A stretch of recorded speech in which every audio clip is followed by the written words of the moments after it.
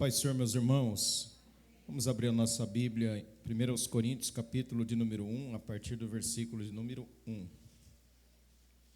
1 Coríntios, capítulo 1, a partir do versículo de número 1. Os irmãos já vão sentar. 1 Coríntios 1 e 1.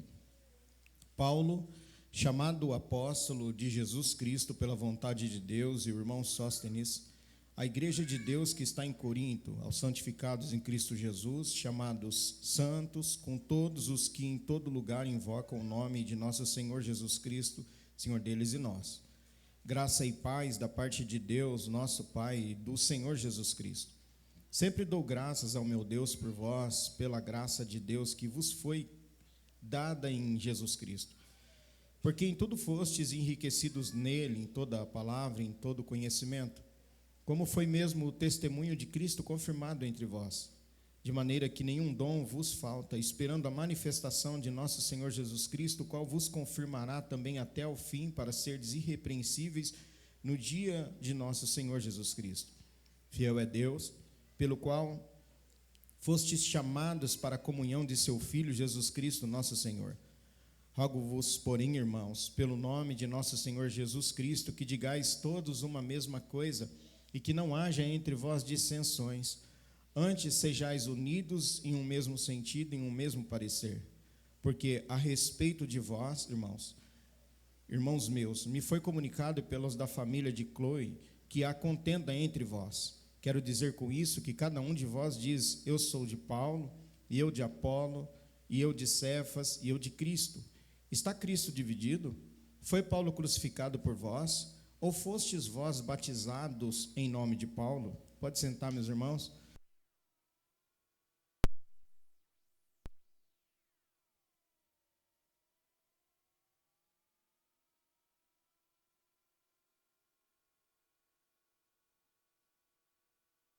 Glória a Deus.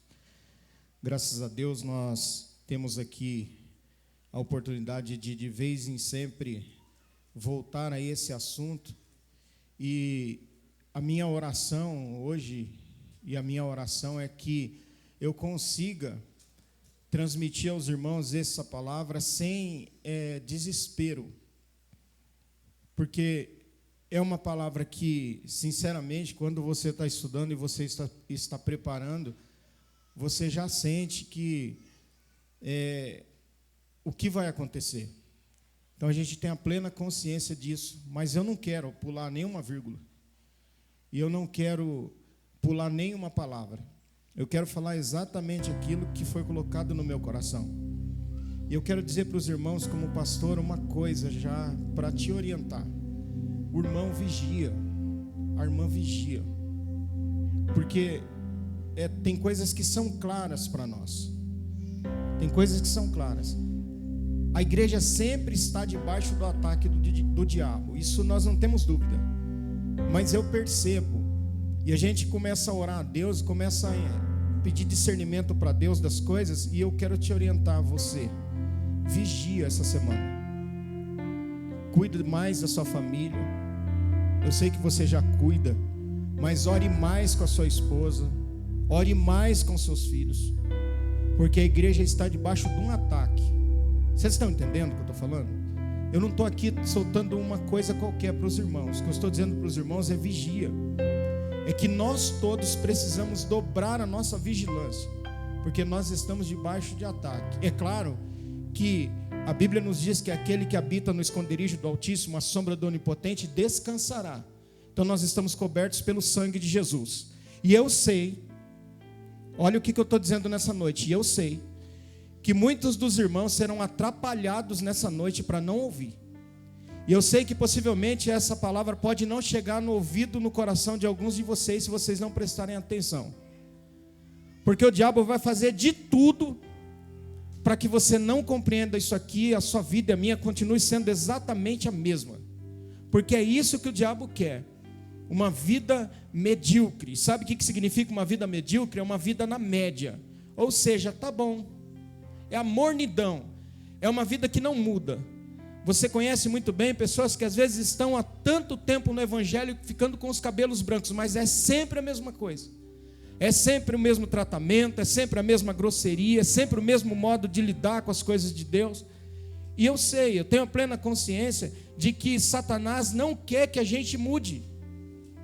Ele não quer. Ele quer, na verdade, ele não quer nem que sejamos salvos. E que se formos, seja por um triz. Porque você sabe disso, que há pessoas que são salvas por um triz. Por um triz, passa que quase pegando fogo. Mas de vez em sempre, esse assunto precisa ser retomado. Porque de vez em sempre, somos atingidos pelo veneno mortal da divisão.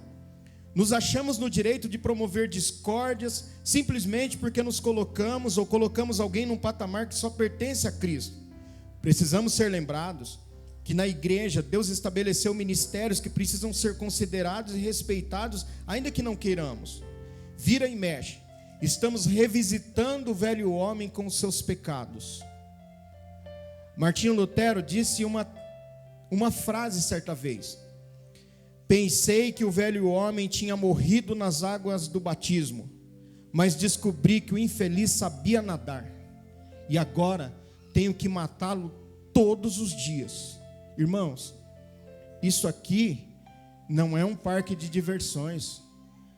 O cristianismo é uma guerra. O cristianismo é uma batalha contra o velho homem, que de vez em quando nós visitamos esse velho homem e nasce aquele sentimento que nós tínhamos no passado. Aquele sentimento de dividir, aquele sentimento de nos colocar, sabe, em posições que Deus nunca nos colocou.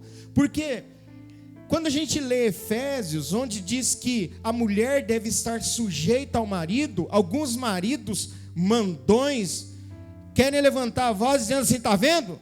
Você é meu capacho, você tem que me obedecer. Mas não é isso. O texto começa a carta aos Efésios dizendo assim: olha, sujeitai-vos uns aos outros. Então, para que se chegue à sujeição do marido, da mulher ao esposo, está dizendo: marido, você também tem o dever cristão de se sujeitar à sua esposa. Pastor, você também tem o dever cristão de se sujeitar e submeter-se à igreja. Crente, você tem o dever e a condição sem a qual não se encontra paz de se sujeitar à liderança da igreja. Agora, o velho homem quer sujeição? Não, o velho homem quer puxar o tapete. O velho homem quer entrar no lugar do outro chefe. O velho homem quer que o outro seja mandado embora para tomar o lugar. O velho homem trai, o velho homem mata, o velho homem põe para fora, o velho homem descarta. E o novo homem? O novo homem precisa todos os dias ser renascido pelo poder do Evangelho. E é essa palavra que vai ficar hoje para nós no nosso coração, que de vez em quando nós precisamos, ou de vez em sempre, matar esse velho homem. Porque as coisas funcionam muito bem lá fora. Presta atenção. Os puxar os tapetes, as divisões e as dissensões. E dissensão aqui tem um sentido, e divisão aqui tem um sentido de rasgar o tecido. Funciona muito bem lá fora. Mas é importante lembrar que, na maioria das vezes, as divisões não ocorrem por uma divergência teológica grave. Não. Não é porque o pastor pregou sobre o sangue de Jesus, ou porque ele não pregou sobre o sangue de Jesus, não. Mas quase sempre, pela dificuldade de nos submeter às autoridades que Deus coloca sobre nós. Irmão, o lugar mais perigoso para uma ovelha estar é longe do pastor. O lugar mais perigoso para um casamento estar é longe de se submeter-se a uma autoridade. Aquele ou aquela que promove a divisão na igreja ou em qualquer lugar, não está interessado em promover alguém, mas sim em promover a si mesmo e os seus ideais. O que temos então são duas vítimas nas mãos de alguém que divide: aquele que ele usa para concretizar o seu plano, e aquele que ele tira do caminho para que o seu plano seja concretizado. Então é besta ou é besteira quem pensa que porque tomou partido com alguém, essa pessoa está querendo o bem dela. Na verdade, ela está querendo cumprir os seus próprios intentos. Na prática, está interessado em que as suas ideias sejam colocadas em prática, custe o que custar, até mesmo a morte da igreja local. Nós estamos aqui, feitas essas considerações, nós estamos aqui falando de uma igreja, que Paulo esteve 18 meses nessa igreja. Por 1 ano e meio ele esteve pregando o evangelho nessa igreja, sofrendo as dores de parto, até que Cristo fosse formado na igreja, passando pelas dificuldades com os falsos irmãos, que ele diz no capítulo de número 11, e agora, essa igreja se dá no direito de questionar a autoridade apostólica de Paulo e fazer grupos dentro dela. Porque a maior desgraça para uma igreja, ou a morte, ou o começo da morte de uma igreja, é quando ela começa a formar grupos no meio dela, ou no interior dela. Mas nós precisamos, ou precisa ficar claro nessa noite, no nosso coração e na nossa mente, que as dores causadas por uma igreja dividida são irrecuperáveis. Dor em quem causou, dor em quem aceitou, dor em quem foi vítima, dor na esposa, dor nos filhos, dor nos netos, dor até em pessoas que não são da igreja, que passarão na frente do templo e balançarão a cabeça dizendo: não era a igreja abençoada? Você já viu que quando o espírito divisor ele entra no meio de uma família e ele acaba com a família, alguém olha e fala assim: essa família, meu Deus, não é possível que isso tenha acontecido com essa família, uma família tão linda dessa, o que aconteceu? Irmão, quando não existe esse sentimento de sujeição mútua, e que nós declaramos a nossa independência, e que fique claro nessa noite que é uma independência em nome da morte, porque no cristianismo, eu conversando com alguém esses dias, eu fui bem claro e disse assim: olha, sabe qual que é a nossa dificuldade? A nossa dificuldade é que nós pensamos que dentro da igreja ou dentro do reino, a gente não precisa prestar conta para ninguém. E o espírito independente, ele entra no nosso coração, a gente fala: eu faço o que eu quiser, eu vou onde eu quiser, e esse homem aí que se dane, porque o que importa é o que eu penso, o que eu quero, o que eu desejo e o que eu faço com a minha vida. Está redondamente enganado. Sabe por quê? Porque no evangelho ou no reino de Deus existe algo que é chamado de prestação de contas. E alguém olha para uma igreja dividida, e você sabe que você já deve ter visto e deve ter congregado em lugares que gira em torno de panelas e mais panelas. E é uma coisa que o pastor deve lutar contra o tempo todo. É algo que o pastor, eu necessito que exista sobre mim uma autoridade constituída. Eu fui colocado nesse lugar durante o tempo que for necessário, que Deus achar que é necessário, debaixo de uma autoridade que me constituiu, que se chama Pastor Elande Mariano da Silva, e portanto o represento aqui até o dia que o senhor quiser. Mas existe uma autoridade. Irmãos, eu conversando hoje, disse assim: feliz daquele, porque nós os pastores acabamos quase que não tendo pastor, e a gente tem que, eu e minha esposa temos que ser amigos, eu amigo dela e ela minha amiga, e nós conversarmos sobre as nossas dores. Feliz daquele que tem a oportunidade, a possibilidade de ligar para o seu pastor e dizer: eu preciso conversar um minutinho só. Feliz daquele, porque você não sabe o que muitas vezes é você não ter essa pessoa para você conversar. Mas o espírito de independência, ele causa dor. Ele causa dor. A única certeza que se tem é que nunca mais as pessoas e a igreja serão as mesmas. É um câncer mal curado. Você já deve conhecer lugares que foram divididos, casamentos divididos, famílias divididas, filhos divididos, igreja dividida. A igreja nunca mais é a mesma. E eu vou te dizer uma coisa sem medo de errar, e eu estou sendo gravado, e eu não tenho medo de dizer isso. Eu nunca vi um obreiro, alguém que divide ser feliz completamente. Eu nunca vi. Sempre é uma revisitação daquele sentimento mal dentro do seu coração, dizendo assim: eu poderia ter feito diferente, eu não deveria ter feito isso. Se tem uma coisa que eu peço que Deus me livre e me ajude todos os dias, é que eu não carregue no meu currículo uma divisão no corpo de Cristo. Hoje ouvindo 2 pastores conversando, pastor Jeremias Pereira e o reverendo Hernandes Dias Lopes, ele estava dizendo assim, falando sobre o medo. Um perguntou para o outro: mas do que você tem medo? Um falou: eu tenho medo de lugares fechados. O outro disse assim: eu tenho medo de uma coisa. Pastor Jeremias, da 8ª igreja de Belo Horizonte: eu tenho medo de causar escândalo na obra de Deus, no corpo de Cristo. Irmãos, não dá para a gente dizer que ama o noivo e desprezar a noiva. Não dá para a gente dizer que nós amamos estar perto do noivo e dobramos os nossos joelhos e falamos que amamos a Jesus e longe da noiva. Na igreja acontecem milagres no culto. Num culto, pessoas são libertas de um espírito maligno. Uma triste constatação: às vezes a contaminação está tão avançada que o único caminho é esperar que se concretize o ato. Que difícil isso aqui. João capítulo 13, a partir do versículo de número 21, diz assim: tendo Jesus dito isto, turbou-se em espírito e afirmou dizendo: na verdade vos digo que um de vós me há de trair. Então os discípulos olhavam uns para os outros, duvidando de quem ele falava. Ora, um de seus discípulos, aquele a quem Jesus amava, estava reclinado no seio de Jesus. Então Simão Pedro fez sinal a este para que perguntasse quem era aquele que ele falava.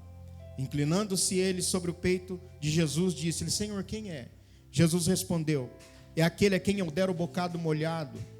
E molhando o bocado, deu a Judas Iscariotes, filho de Simão. E após o bocado entrou nele Satanás. Presta atenção. Disse, pois, Jesus: o que fazes, faze-o depressa. E nenhum dos que estavam assentados à mesa compreendeu a que propósito lhe dissera isso. Porque como Judas tinha bolsa, pensavam alguns que Jesus lhe tinha dito: compra o que nos é necessário para a festa, ou que desse alguma coisa aos pobres. E tendo Judas tomado o bocado, saiu logo, e era já noite. Acabou. Qual foi a frase que Judas disse para Jesus depois disso? Judas não disse nada. Irmãos, presta atenção numa coisa: um adultério não é feito de uma noite para outra, é premeditado. Uma traição ao cônjuge não é feito de uma noite para outra, são mensagens e mais mensagens de celulares trocadas a tempo. Uma divisão dentro da igreja não é feito de uma hora para outra. Tem pessoas que estão esperando só a possibilidade, a oportunidade para acabar consumando o seu ato. E o pior é que muitas vezes você não tem como evitar. Porque o estágio já está tão avançado, e o sentimento já está tão avançado, que a única coisa que se deve fazer é dar o bocado e dizer: faz logo. O que você está querendo fazer, faz logo. Foi uma traição tramada numa mesa, guarda isso. Que coisa horrível. Jesus estava com seus discípulos numa mesa. Mesa é lugar de intimidade. Você não coloca ninguém para comer na sua mesa se você não tiver intimidade com essa pessoa. Você come com íntimos. Por isso que de vez em quando os crentes, não crentes também, falam assim: vamos comer uma pizza. Aí vai todo mundo junto, come todo mundo junto, e chama Pedro, Tiago e João, seus amigos. Você não vai chamar qualquer pessoa para comer na sua mesa. Jesus, no momento íntimo, os planos, que frase! Os planos geralmente são arquitetados em ambientes íntimos, por pessoas íntimas e que conhecem a vulnerabilidade da vítima. Os planos são arquitetados geralmente em lugares íntimos, por pessoas que são íntimas e que conseguem e que conhecem a vulnerabilidade da vítima. Filho de Davi queria matar o seu pai, disse assim: tem um momento certo de a gente pegar ele. Nesse momento ele está cansado, vamos aproveitar e vamos matar ele. Feitas essas considerações iniciais, vamos aprender com a igreja de Corinto. Paulo é o autor, se reporta à igreja de Corinto, identificando-se como alguém chamado por Deus. Ele diz assim: Paulo, chamado pela vontade de Deus para ser apóstolo de Jesus Cristo. Irmão Sóstenes, chamado a desempenhar algum ofício selecionado e designado divinamente, porque a autoridade de Paulo, pastoral, estava sendo dominada. as pessoas ali estavam minando a sua autoridade. E ele é obrigado, então, a se apresentar como, ou ter uma atitude mostrando para eles: eu fui chamado. Que situação, né? A primeira atitude de Paulo foi defender sua autoridade apostólica, uma vez que essa autoridade estava sofrendo ataques. Nós sabemos que para alguém ser apóstolo ou fazer parte do colégio apostólico, precisaria ter visto Jesus, é um dos requisitos. Ninguém poderia, e hoje não existem apóstolos, nós sabemos disso, não existem. Pode colocar o nome que quiser, mas apóstolo não existe. Porque para ser apóstolo tem que ter visto Jesus. Paulo se declara como apóstolo abortivo, nascido fora do tempo. Porque na estrada ou no caminho de Damasco, quando ele vai perseguir os crentes, a Bíblia diz assim, que indo no caminho, aconteceu que chegando perto de Damasco, subitamente o cercou um resplendor de luz do céu. Caindo em terra, ouviu uma voz que lhe dizia: Saulo, Saulo, por que me persegues? E ele disse: quem é, Senhor? E disse o Senhor: eu sou Jesus a quem tu persegues. Duro é para ti recalcitrar contra os aguilhões. E ele, tremendo e atônito, disse: Senhor, que queres que eu faça? E disse-lhe o Senhor: levanta, entra na cidade, lá será dito o que te convém fazer. E os homens que iam com ele pararam espantados, ouvindo a voz, mas não vendo ninguém. E Saulo levantou-se da terra, e abrindo os olhos não via ninguém, e guiando-o pela mão, o conduziram a Damasco. Esteve 3 dias sem ver, não comeu nem bebeu. E havia em Damasco um certo discípulo chamado Ananias, e disse-lhe o Senhor em visão: Ananias. E ele respondeu: eis-me aqui, Senhor. E disse o Senhor: levanta-te, vai à rua chamada direita, e pergunta em casa de Judas por um homem de Tarso chamado Saulo, pois eis que ele está orando. E numa visão ele viu que entrava um homem chamado Ananias, e punha sobre ele a mão para que tornasse a ver. E respondendo Ananias: Senhor, há muitos ouvi acerca deste homem, quantos males tem feito aos teus santos em Jerusalém. E aqui tem o poder dos principais dos sacerdotes para prender a todos que invocam o teu nome. Disse-lhe, porém, o Senhor: vai, porque este é para mim um vaso escolhido, para levar o meu nome diante dos gentios e dos reis e dos filhos de Israel. E eu lhe mostrarei quanto deve padecer pelo meu nome. Paulo tem uma chamada. Paulo tem uma chamada. E essa chamada foi o próprio Deus que fez. Mas a igreja de Corinto duvidava da sua chamada, e duvidava que foi Jesus quem o chamou. Irmãos, cá entre nós, estamos em família. Há pessoas que pensam que só elas são crentes, mais ninguém. Há pessoas que pensam que só elas servem a Deus. Elas não acreditam em mais ninguém. Agora, as experiências da igreja de Corinto mostram que eles faziam isso. Então fica claro, portanto, que sua chamada foi por vontade de Deus. O que é vontade? O que se deseja, o que se determinado, que seja feito, uma escolha, uma inclinação, um desejo. Não foi a única vez que Paulo teve que defender sua autoridade apostólica perante seus críticos. Em Gálatas, ou na igreja da região da Galácia, Paulo também teve que falar sobre a sua autoridade apostólica, dizendo assim: Paulo, apóstolo não da parte de homens, nem por intermédio de homem algum, mas por Jesus Cristo e por Deus, que o ressuscitou dentre os mortos. Observe que a tática não muda. Observe que a tática não muda. Mina a autoridade com dúvidas, a fim de desacreditá-la perante os demais. Essa carta mesmo, eles dizem assim: as palavras de Paulo são fortes, mas a sua presença é desprezível. Ou seja, quem é ele para falar para nós o que nós devemos fazer? Paulo então se mostra, se apresenta para eles dizendo assim: eu sou apóstolo, eu fui chamado. Eu gostaria de chamar a atenção de vocês para um livro que se chama Lealdade e Deslealdade. E eu vou fazer algumas citações aqui. Há um capítulo que trata sobre os estágios da deslealdade. Vê se você se enquadra ou eu. O primeiro estágio é o espírito independente. Não presta conta.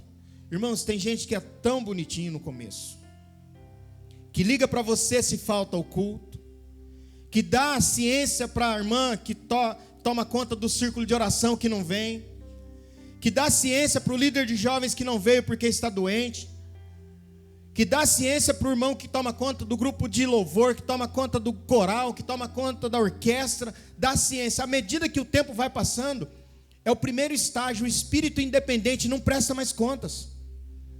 Passa então a tomar as decisões por si mesmo. Eu vou dar satisfação para ele, que se dane, não. É o primeiro estágio. O segundo estágio é a ofensa. Pessoas com feridas mal curadas são separatistas em potencial. São pessoas que se ofendem, que alguém prega uma palavra, ela fala assim, isso é para mim. Mas ela não pega essa palavra e diz assim, meu Deus, o que o Senhor está querendo dizer no meu coração para eu mudar? Não, ela se ofende e diz assim, eu não voto mais. O terceiro estágio é a passividade. Depois de serem ofendidas por uma coisa ou outra, as pessoas se tornam passivas. Quando alguém está no estágio da passividade, no processo da deslealdade, não se envolve em muita coisa. Ela senta e olha despreocupada e não envolvido. Ou seja, eu só quero ver o circo pegar fogo. Irmão, as irmãs vêm cantar. Não vou. Passividade. É um estágio da deslealdade. Mas por que a irmã não vem? Não. O coração velho está cheio de mágoa e de rancores. Com algumas exceções, é claro que alguém pode não vir por estar doente, por não estar bem, por estar com um problema em casa com o esposo, mas não é essa a questão. A questão é que esse estágio da deslealdade é um estágio da passividade. A pessoa senta e espera o circo pegar fogo. E ela sabe que precisa dela, mas ela não faz porque ela não quer, porque é o estágio da deslealdade. Qual que é o próximo estágio então? É o estágio crítico. Uma pessoa desleal não fica passiva para sempre, ela avança para o próximo estágio, o de tornar-se crítica. Esse é o estágio de observar e ampliar as falhas. Na igreja ela encontra falhas na pregação da palavra, na ordem do culto, ela analisa o prédio, observa todas as deficiências das imediações, e aí ela começa a ampliar isso dizendo assim, não achei que ficou legal isso aí hoje não, viu? Você viu como é que está andando as coisas aí no grupo de jovens? Ela encontra um ouvido. Irmão, ó, vou falar uma coisa para você. Eu não estranho quem fala mal. Eu estranho é quem empresta o ouvido para ouvir. Porque quem fala mal e quem é crítico e está nesse estágio, ele vai se consumar. Não temos muita coisa o que se fazer. E as falhas, elas são ampliadas, porque não existe igreja perfeita, é óbvio que não. O quinto estágio é o estágio político. Quando uma pessoa se torna política, ela tenta envolver outras em suas ideias e filosofias.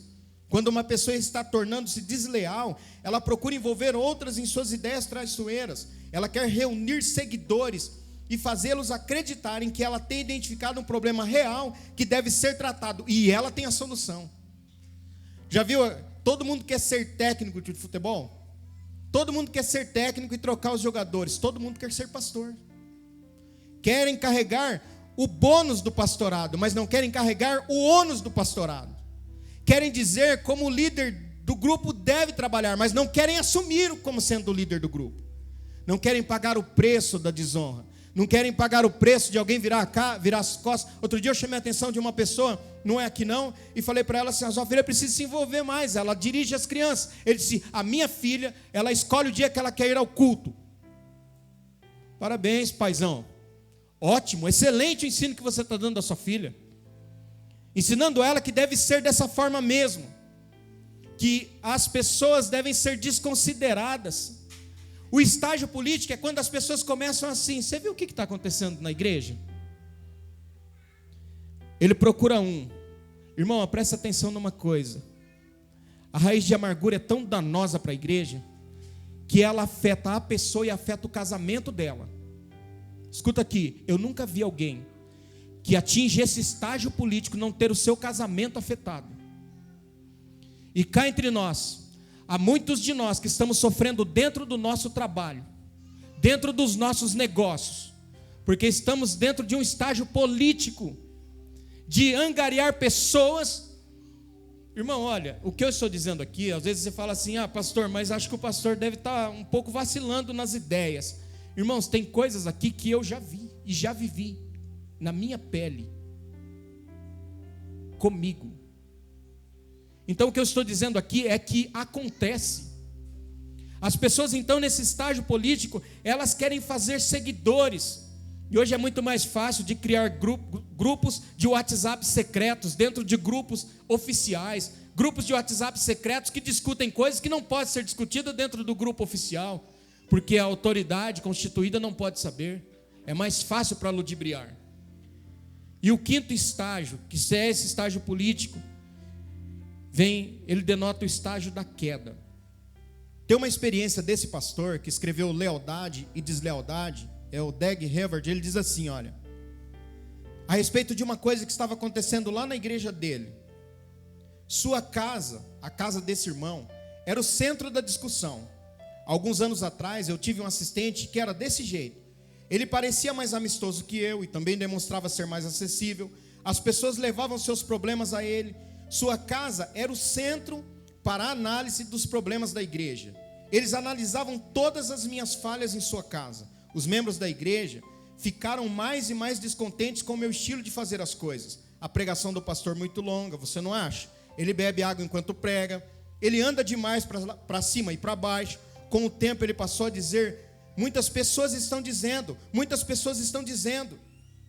Cuidado com as frases do tipo, irmãos, olha aqui, ó. Vamos orar pelo nosso líder. Muitas pessoas estão dizendo. Há alegria e liberdade quando ele sai. Pessoas que estão no canto têm mais oportunidades. Já chegou vezes de eu falar para a pessoa assim, ó, eu estou saindo, você pode pregar. Quando eu saía, ele colocava outro para pregar. Aí eu olhava e falava assim, irmão, pregou? Não, não preguei, deu oportunidade para outro. Mas eu não combinei com o senhor que era para o senhor pregar, irmão? Não, não é isso, é que ele queria me afetar. E ele queria ser mais acessível, ele queria mostrar o seguinte, ó, o dia que o pastor não está aqui, eu dou oportunidade para aqueles que não têm oportunidade, gente, porque eu sou bonzinho. Espírito do cão. De tentar roubar o coração da igreja para destituir aquele que Deus havia colocado. O sexto estágio, e esse é um dos mais perigosos, que é o estágio do engano. Pensar que porque está fazendo coisas maiores e melhores, pode assumir o lugar que não lhe pertence. Jesus disse, vocês farão obras maiores do que essas, se vocês crerem em mim. Não é pecado alguém se sobressair com relação ao seu professor. Alguém pode se tornar um pregador evangelista muito maior e muito melhor do que aquele que é o seu professor, mas o seu professor não deve ser desprezado. E há pessoas que começam no estágio da humildade e elas pregam, elas cantam, elas trabalham na igreja, Deus vai abençoando, vai crescendo, daqui a pouco ela fala assim, eu sou melhor do que esse homem, eu sou melhor do que o meu líder, eu sou melhor, aliás, eu não sei como esse lugar sobrevive sem mim, eu não sei. E aí, irmãos, depois do engano que Satanás coloca no nosso coração, existe um livro que se chama A Grama do Vizinho é Mais Verdinha, ou é mais verde, que a gente olha sempre desejando as coisas dos outros. E aí o próximo estágio depois do engano é a rebelião escancarada. Esse é o estágio em que insurgentes enganados lutam abertamente contra a autoridade. Essa luta aberta ocorre devido à confiança que o rebelde desenvolve ao longo de meses e anos. Ele adquire apoio psicológico ao obter respaldo de algumas pessoas com quem conversou. Lembre-se que Lúcifer recebeu o suporte de mais 1/3 dos anjos. Porque há toda uma conversação, há toda uma trama, há todo um combinado feito às costas. Irmãos, eu lendo isso aqui, e eu escrevendo alguma coisa, me veio uma coisa séria no meu coração. Há pessoas que estão sendo vítimas de tramas, de traição, e essa pessoa, nesse momento em que ela está sendo vítima de trama, ela está de joelho orando por você ou por quem está tramando. Há jantares que são organizados, há festas que são organizadas com o único intento de acabar com a unidade da igreja, não aqui, mas com a unidade da igreja, a igreja de Jesus, é isso que eu estou dizendo. Há pessoas que parece que o único dom que possui é derrubar os outros. No trabalho, Isso funciona bem ou mal, porque a outra parte, despedido, e o traidor assume o lugar. Você já viu isso no seu trabalho? Eu já vi. As pessoas ficam espezinhando e pisando no outro, até que o outro peça conta para ela assumir o lugar. Ela tem inveja porque o outro está saindo melhor. Mas na igreja, queridos, as coisas não funcionam desse jeito. Porque para que alguém seja colocado em determinado lugar, há uma oração, há um processo de busca a Deus. Ninguém, eu dormi essa noite, eu quero colocar alguém aqui para tomar conta dos jovens. Dormi, acordei, tive um sonho e pronto, vamos fazer assim. Não, você ora, você pede confirmação de Deus. As coisas só funcionam com oração, é assim que funciona. Aí alguém chega, eu vou ganhar o coração do pastor. Porque eu ganhando o coração dele, eu vou conseguir dar um jeitinho brasileiro e consertar as coisas. Pode ser até que isso funcione muito bem, mas não por muito tempo. No reino de Deus, as coisas não são assim.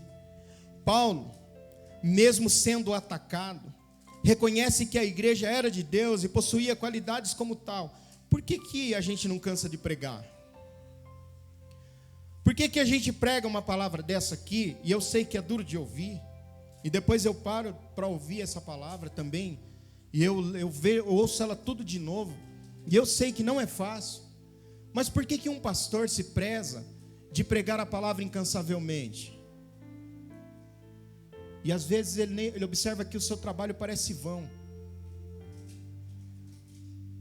porque às vezes você acaba de sair de um culto de Santa Ceia,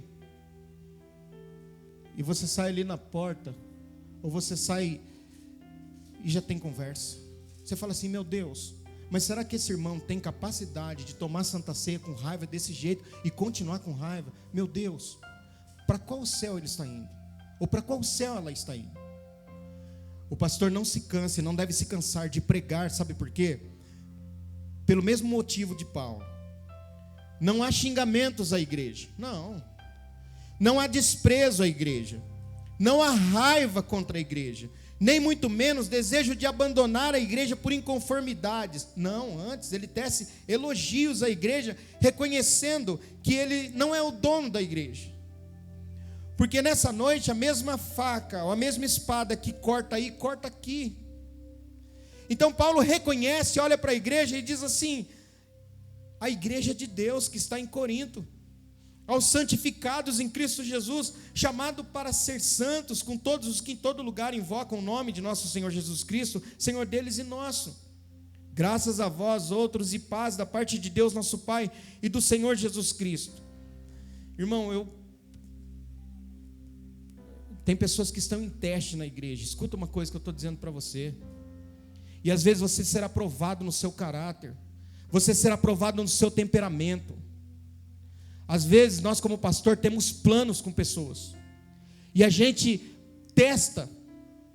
Pastor, mas o senhor vai ficar fazendo teste? Não, irmão, porque a vida cristã é cheia de testes, e você testa o irmão, ou testa para ver o que a irmã suporta. E o irmão já dá uma e já joga tudo para cima, e você fala assim, não dá, não é tempo. Escuta uma coisa, presta atenção, nós estamos em teste. Nós estamos sendo provados diariamente, porque Deus tem um lugar para cada um de nós na igreja, mas nós precisamos passar por esses testes, e tem pessoas que são reprovadas em testes simples. Você fala para ela coisa simples, ela ou ele é reprovado, porque não tem condições de entender, irmãos, que a igreja é de Deus, a igreja é de Jesus.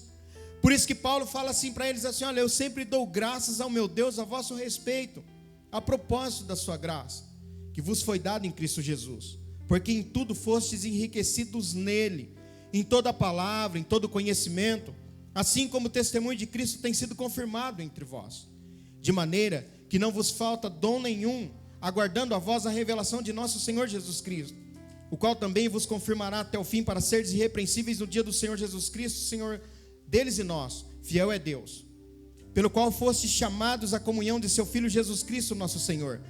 A igreja é de Deus. Seus problemas não desqualificam a igreja como sendo a igreja de Deus. Nós adjetivamos a noiva de forma pejorativa e elogiamos o noivo. Isso é uma incoerência inexistente em Paulo.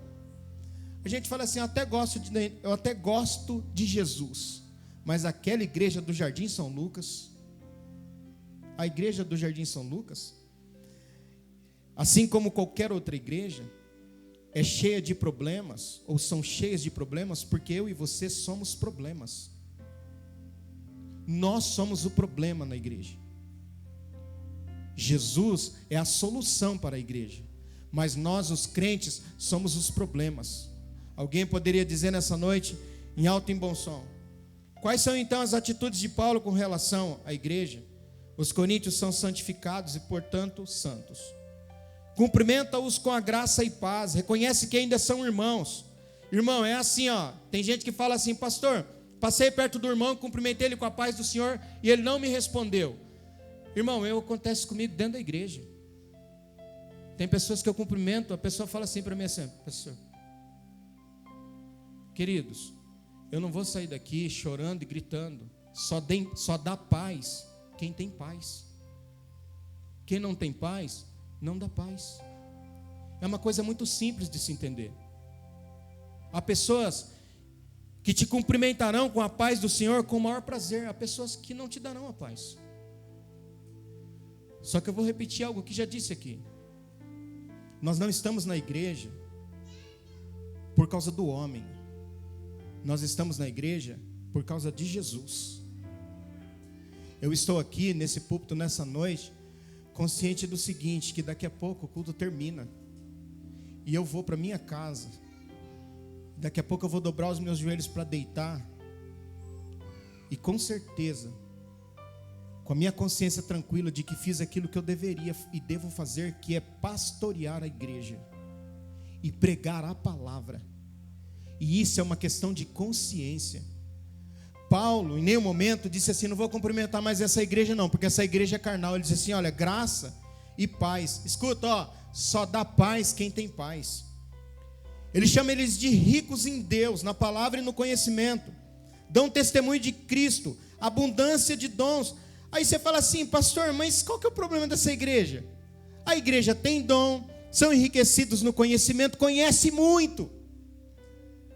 Eu me lembro de um pastor, há muitos anos, na época talvez eu não compreendi muito o que ele falou, que ele disse que recebeu uma pessoa na igreja dele, e ele pediu a carta para o irmão queria pregar, e ele pediu a carta, e o irmão falou assim, não tem carta, quer dizer, já está tudo errado, porque a carta diz que você está em comunhão, que você é crente, toma Santa Sé, está em paz com o teu pastor, com a tua igreja. E ele disse assim para esse irmão, não, irmão, por favor, a carta, aí o senhor fique à vontade. Ele falou assim, não, eu não tenho carta, eu não trouxe, e pronto, acabou. Ele falou assim, então, nem que o senhor fizer cair fogo do céu, o senhor não vai ocupar o púlpito, porque a demonstração do seu caráter já é de que você é um desobediente, que você quer fazer as coisas conforme a tua cabeça.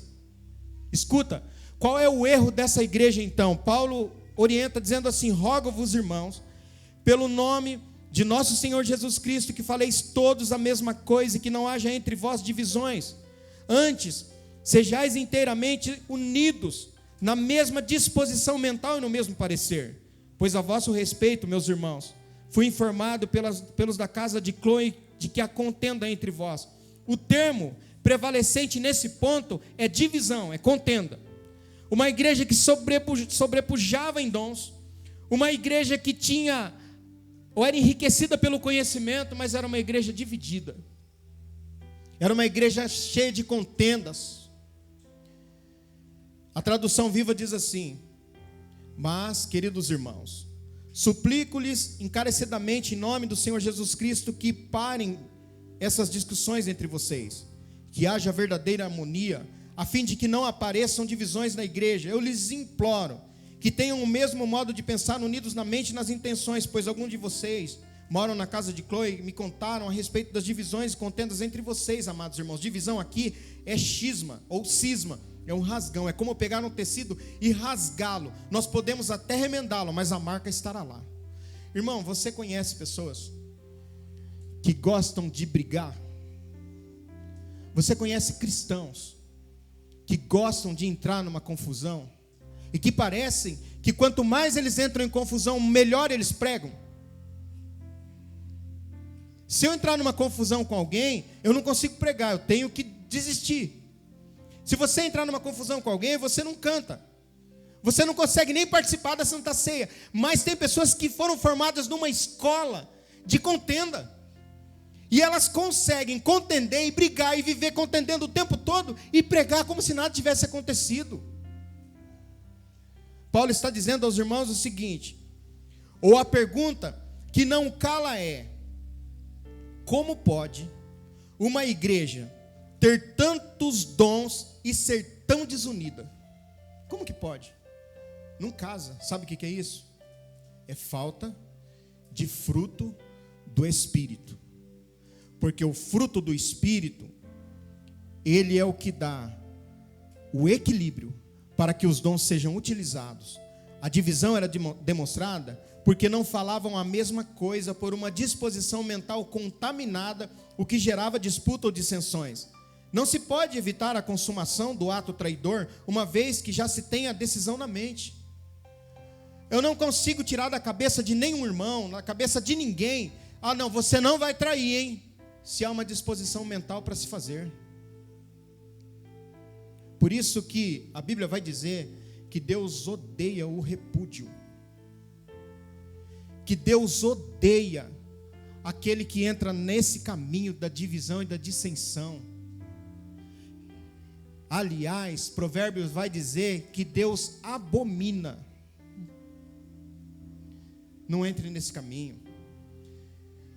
Estando ele ainda a falar, surgiu uma multidão, e um dos 12, que se chamava Judas, ia diante dessa multidão, e chegou-se a Jesus para o beijar. Jesus lhe disse: Judas, com um beijo traz o Filho do Homem? Jesus precisava ser identificado entre as outras pessoas, porque ele era muito igual. Jesus era simples. E sabe o que fez a diferença? Foi o beijo da traição. Irmãos, existem muitas pessoas que abraçam com garras. Jesus só fez bem a Judas. Ao menos merecia uma resposta. Porque Jesus fala para ele: com um beijo você trai o Filho do Homem. Ele merecia uma resposta. Porque Jesus só fez bem para ele. Presta atenção. O silêncio fala mais alto que qualquer palavra às vezes. Eu evito muitas vezes alguns tipos de reuniões quando as pessoas estão com os ânimos exasperados. Mas já participei de reuniões que você pergunta para o irmão assim: irmão, tem alguma coisa a dizer? Aí o irmão fala, pergunta para o outro fala, o outro faz assim, ó. Não tem nada a dizer não. O silêncio dele está dizendo o seguinte: eu vou usar isso aqui contra vocês. Casamentos que não estão indo bem, que um resolve se calar. O que você tem? Não tem nada. E dentro, maquinando. O celular velho, cheio de mensagens impróprias. Aliás, Judas já havia articulado tudo. O sectarismo está implantado finalmente. Jesus fala assim, ou Paulo diz para a igreja: refiro-me ao fato de cada um de vós dizer: eu sou de Paulo, eu de Apolo, eu de Cefas, eu de Cristo. Acaso Cristo está dividido? Foi Paulo crucificado em favor de vós? Ou fostes porventura batizados em nome de Paulo? E olha que Jesus já havia orientado sobre esse mal. Porque em João capítulo 17, versículos 20 e 21 diz assim: e não rogo somente por estes, mas também por aqueles que pela sua palavra hão de crer em mim, para que todos sejam um, como tu, ó Pai, o és em mim, e eu em ti, que também eles sejam um em nós, para que o mundo creia que tu me enviaste. Irmão, Jesus está dizendo assim: olha, eu faço uma oração para que a igreja seja una. E aqui não significa uniformidade, não. Significa a predisposição de cada um a abrir mão de si, abrir mão dos seus gostos, abrir mão dos seus desejos. O casamento não funciona assim. Abrir mão de palavras que poderiam ser ditas, abrir mão para uma convivência pacífica. Muito cuidado. E aqui eu preciso falar essa frase: muito cuidado com quem elogia muito, pois na maioria das vezes critica muito também.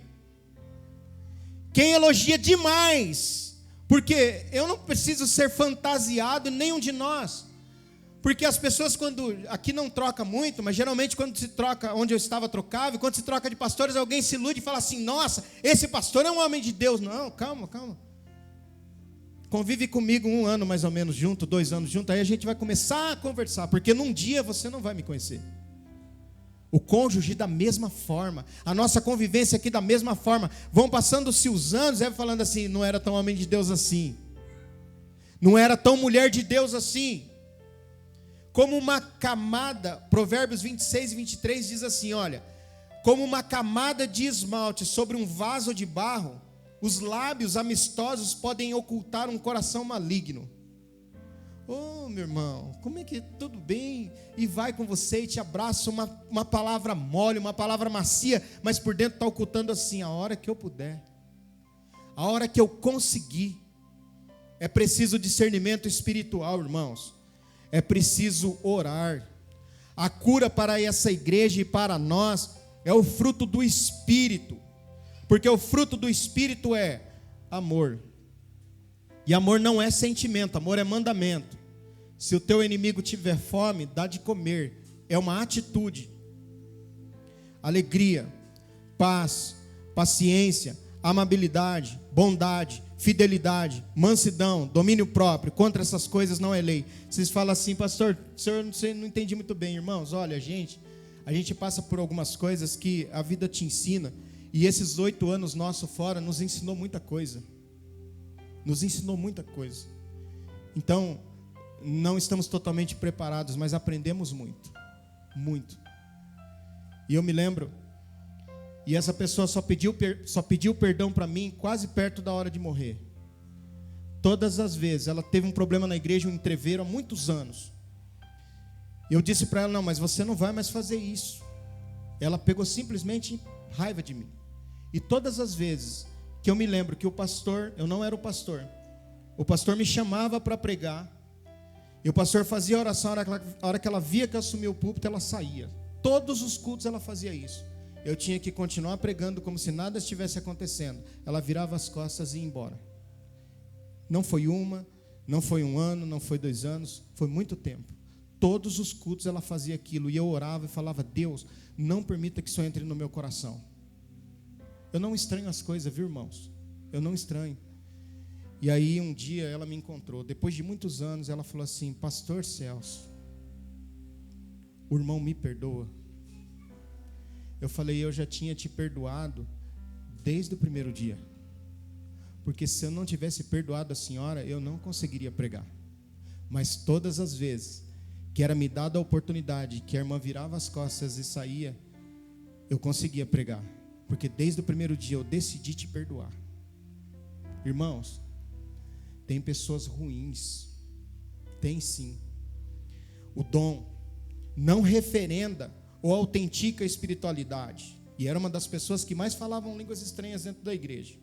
E justamente por isso que houve o problema na igreja. Entreveram com outra pessoa. Podemos pular, falar em línguas estranhas no culto e programarmos uma ceia para arquitetar nossos planos de traição. Isso te lembra algo? Podemos cantar lindamente na liturgia do culto, levantarmos os nossos braços, termos uma voz aveludada e logo após fazermos as nossas ligações em off para atrair alguém. Tem muita coisa sendo tramadas escondidas enquanto o alvo das críticas está orando por você. Eu não sei se você vai concordar com isso, eu não sei se isso vai ficar no teu coração, mas eu preciso citar. Há 2 frases de autoria desconhecida que merecem ser consideradas. Presta atenção. A primeira é: se soubéssemos o que é dito na nossa ausência, não sorriríamos para muita gente. Essa é a primeira. A segunda é: não fique triste quando alguém se afastar de você. Pode ser resultado da oração livra-nos do mal. Eu não sei se você vai permitir que isso desça no seu coração.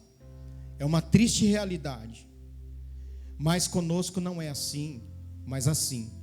Ouvistes que foi dito: amarás o teu próximo e odiará teu inimigo. Eu vou contar uma experiência para vocês antes de continuar isso aqui. Tinha um casal na igreja, e veio ao meu coração de colocá-los na época para tomar conta de um grupo do grupo da igreja, não sei se era de jovens, de adolescente. E quando eu vi aquele casal, eu falei assim, eu vou começar a orar por isso. Eu via os dois sentadinhos sempre juntos, e um dia orando, o Espírito Santo, aí eles foram colocados, mas eu devia ter orado mais. O Espírito Santo falou claramente no meu coração, eles vão prosperar e eles vão abandonar, porque vai ser muito pouco para eles. Dito e feito. Dito e feito. Irmãos, nós precisamos ouvir mais a voz do Espírito Santo na nossa vida para tomar as nossas decisões. Jesus diz, eu porém vos digo, é para engolir seco isso aqui, ó. Amai os vossos inimigos, orai pelos que vos perseguem, para que vos torneis filhos do vosso Pai Celeste, porque Ele faz nascer o seu sol sobre maus e bons, e vir chuva sobre justos e injustos. Porque se amardes os que vos amam, que recompensa tendes? Não fazem os publicanos também o mesmo? E se saudardes somente os vossos irmãos, que fazeis demais? Não fazem os gentios também o mesmo? Portanto, sede vós perfeitos, como perfeito é o vosso Pai. Perfeito é completo, maduro.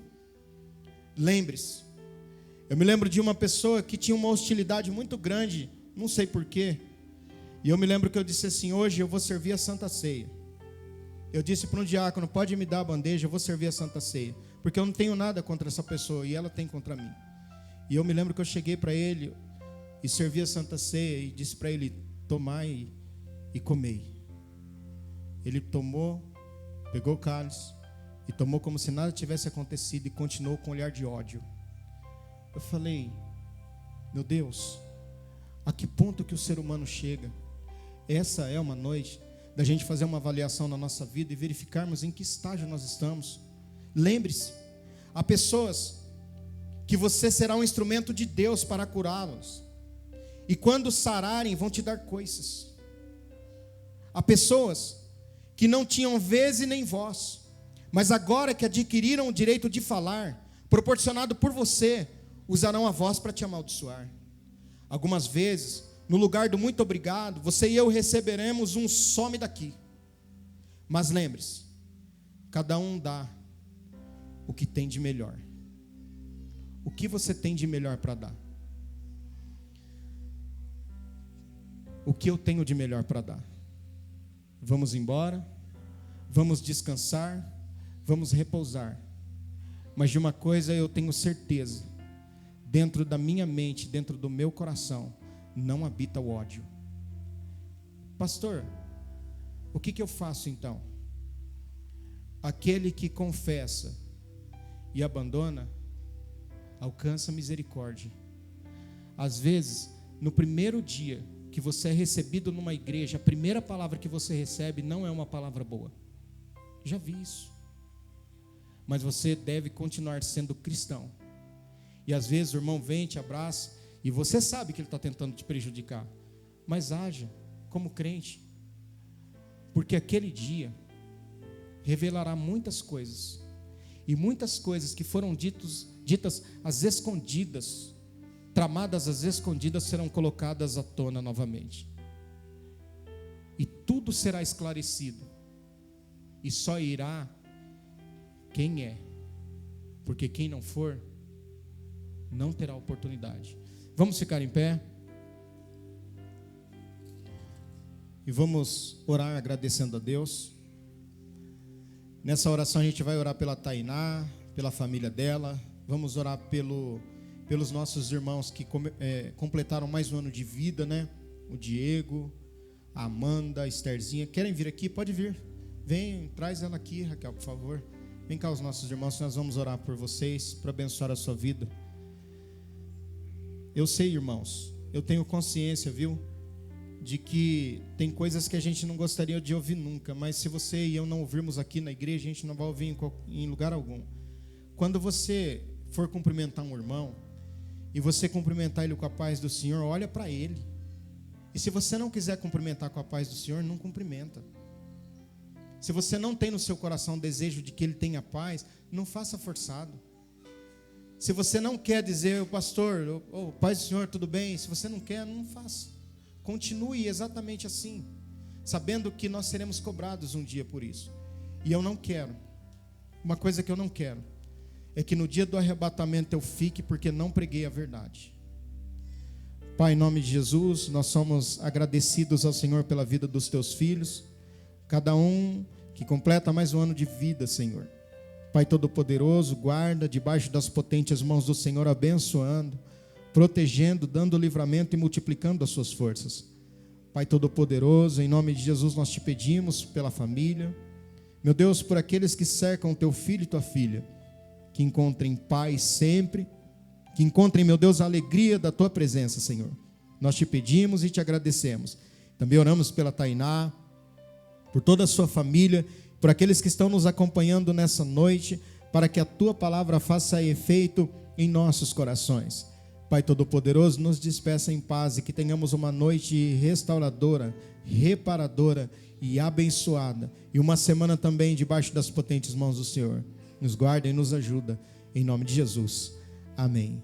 Que o amor de Deus, a graça do nosso Senhor e Salvador Jesus Cristo, a comunhão e a consolação do amado e querido Espírito Santo, seja com toda a igreja hoje e sempre. Todos digam: amanhã ensaio com as irmãs de oração. A de São Lucas, amar e cuidar, essa é a nossa missão.